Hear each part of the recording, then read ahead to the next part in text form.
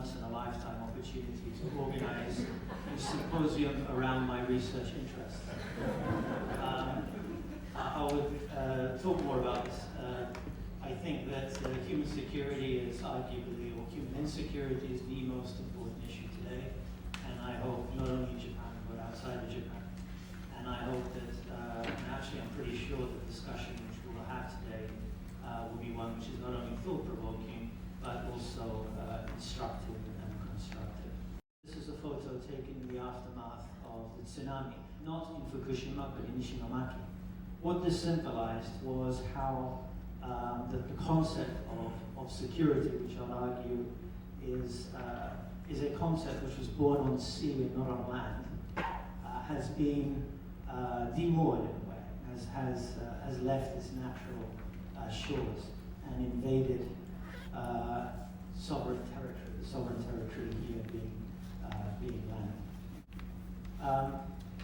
Okay, what I hope to do would be firstly to very briefly introduce you to the notion of human security. Secondly, the key question which everybody will be asking would be why the financial crisis in Fukushima, what on earth do they have in common? Thirdly, what has been the impact of the financial crisis on human security? What has been the impact of Fukushima on human security, specifically in Japan? Please note I use lowercase for human security here, not when I use uppercase human security, I'm looking at the concept of human security, which will be the key concept which we're interrogating in this symposium. And then penultimately, is human security, meaning the concept of human security in crisis? Finally, what are the alternatives to human security, the concept of human security? Okay, human security. If this symposium had taken place last year, I would have had to preface it by saying that there is no universally agreed conception of human security. That remains the same today. However, the United Nations General Assembly has actually come up with a very detailed and ambiguous definition of human security. Perhaps the most comprehensible part of complex resolution was the definition of human security as the right of people to live in freedom and dignity. Conventionally, in the literature of human security, a distinction is made between narrow and broad approaches. Narrow approaches look at human security as protection from violent threats. Broad approaches include not just violent threats, but also counter the effects of structural violence. So human security is seen as protecting fundamental freedoms, which include freedom from fear and freedom from war. The objective of human security, particularly according to a Commission on Human Security report, which was commissioned by, at that time, the UN Secretary General Kofi Annan, and chaired by former Sophia and ICU teaching staff member, Professor Sadako Gata and Amartya Sen, concluded that the objective of human security was protecting the vital core of all human lives in ways that enhance human freedoms and human fulfillment. The question is, why the financial crisis in Fukushima? And I think there's three answers to this. Firstly, both led to increased insecurity for many people in Japan and abroad. Secondly, both were seen as man-made disasters. Nature here is subordinate to human interest.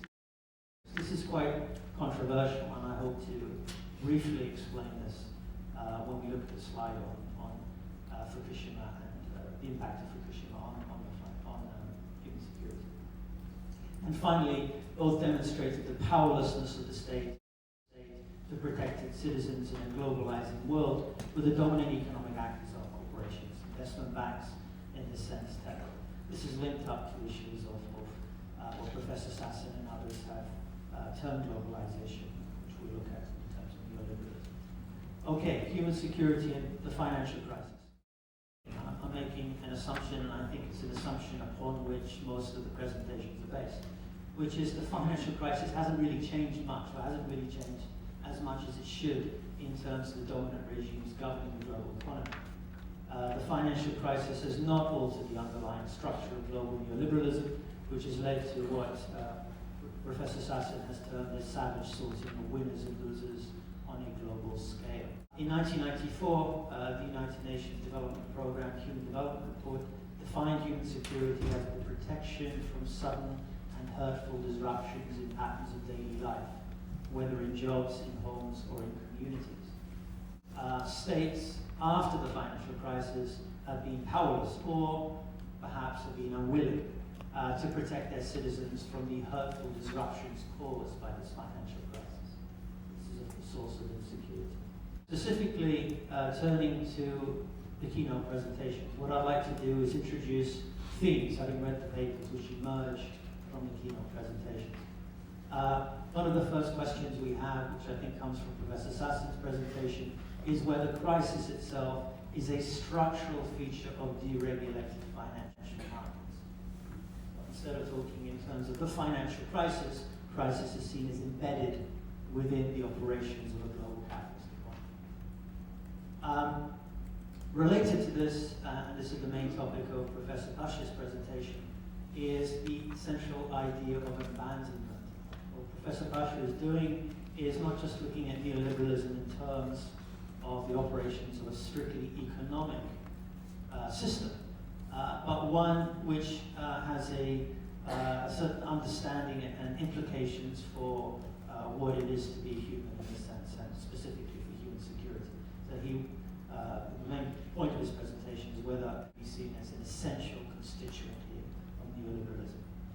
And finally, we have Professor Mushakoji's presentation, which it doesn't just interrogate neoliberalism, but interrogates the whole feature of Westphalian capitalism.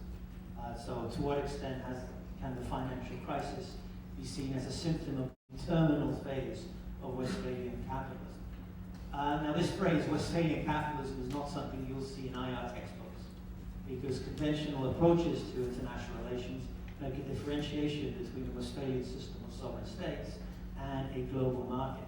But for Professor Mushakoji, there is a relationship between the Westphalian system and a global capitalist economy. Okay, turning to Fukushima human security. If we look at Fukushima, the triple disasters of 3/11, earthquake, tsunami, and nuclear crisis, have also led to a sudden and hurtful disruption in the pattern of daily lives, to return back to the UNDP report, for residents of Fukushima and Japan in general. Using Chris Hobson's data, it's estimated that almost 500,000 people have been, let's say, affected or evacuated, perhaps by as a result of the triple disasters, and 159,000 still remain displaced.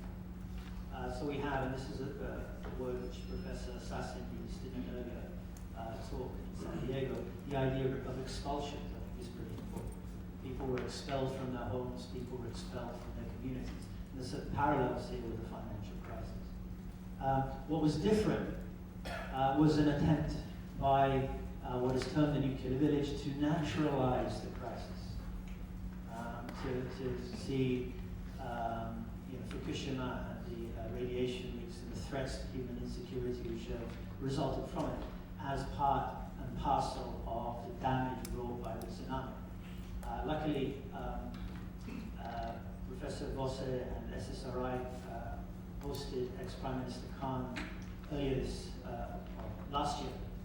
And this was before the official report, and he was pretty insistent that it was a man-made disaster and not a natural disaster by the Nuclear Accident Independent Investigation Commission, which concluded that it was a man-made disaster exposing serious deficiencies in response to the accident by TEPCO regulators and the government. This gives rise to what Professor Tossa will term in his presentation the idea of a hybrid monster of nature and science.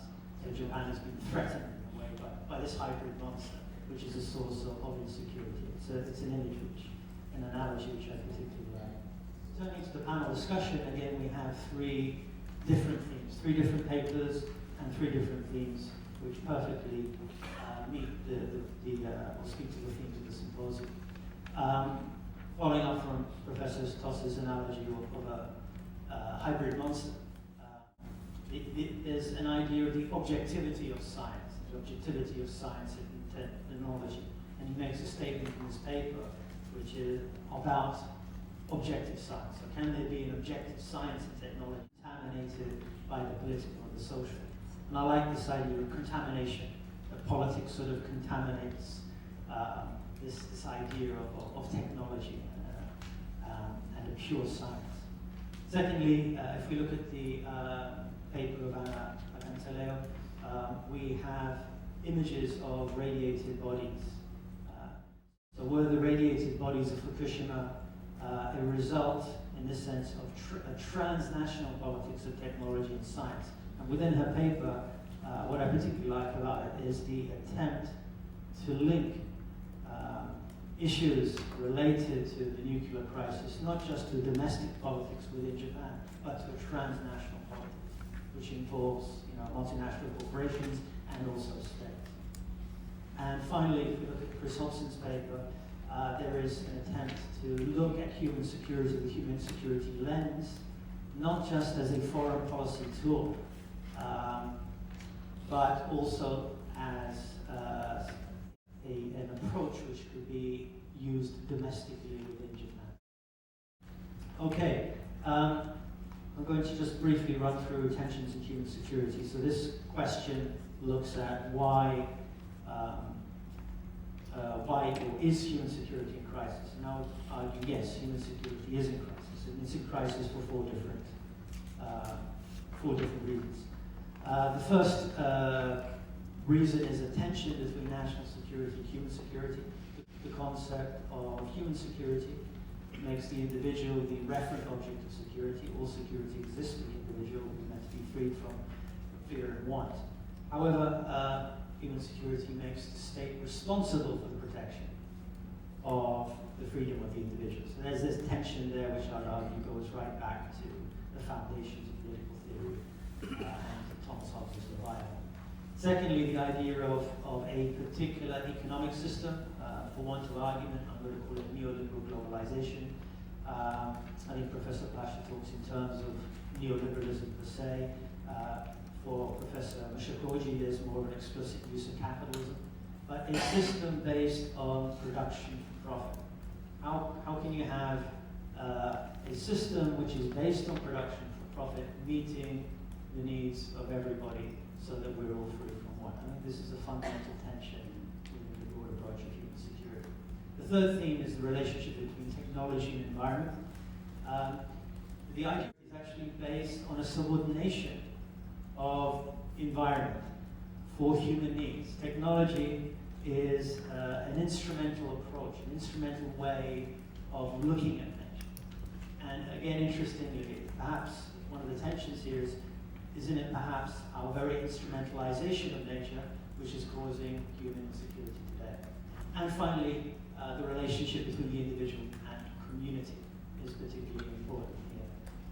Human security defines the human in terms of individuals and not in terms of the collectivities through which arguably individuals find meaning and identity. Okay, I think I should, one of the themes which perhaps we can return to are alternatives to human security. If human security is in crisis, then what are the alternatives to it? The one approach, which is the approach through which I write, critical human security, looks at possibilities to actually, possibilities which are imminent within human security to reconceptualize it. Another approach which may be mentioned is that of resilience, which is surrendering, in a sense, to the imperatives of a global market and perhaps will augur in what has been termed a post-human worldview. Okay, thank you very much. For those of you who are interested, there are a variety of books which have actually looked at human security. The Ogata Sen report is very, very important. Professor Mushakoji's seminal work on human security also needs to be referenced. And also myself and Professor Pasha and Professor Marco Sato from this American wrote a book on protecting human security in a post-9/11 world, where some of the themes which I have touched upon today were elaborated at greater length. Okay, thank you very much.